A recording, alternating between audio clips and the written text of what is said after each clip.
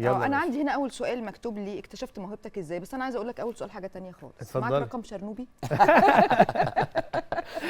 فضحته في فيديوهات.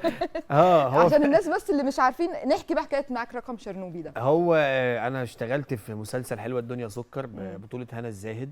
هو مسلسل حواديت مختلفه وكل حدوته بيبقى فيه ابطال مختلفين، فالحدوته اللي انا كنت فيها كان بطلها محمد شرنوبي. واول ما بدا يتذاع يعني لقيت رد فعل لطيف، لان هو ما شاء الله المسلسل اصلا متشاف وعامل صدى هايل جدا. فبلاقي ناس بتسلم عليا بس عشان يقولوا لي عايزين رقم شرنوبي.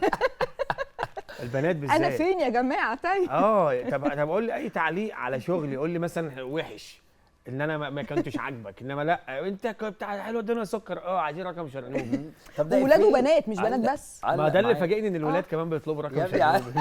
فبيطلبوا رقم هنا، رقم شرنوبي ليه؟ هيروحوا شرنوبي بقى يا عم صالح يعني. هو مش عارف حتى عايزين رقمه ليه، يعملوا بيه ايه؟ قول لي مين اللي رشحك في المسلسل؟ يعني انا كريم ابو ذكري المنتج صديقي وراجل محترم، مين اللي رشحك؟ المخرج ولا اللي رشحني المؤلف اللي هو مين؟ محمد جلال. اوكي. هو شاب هايل جدا وكان بيكتب في حاجات مع جورج قرداحي. الله.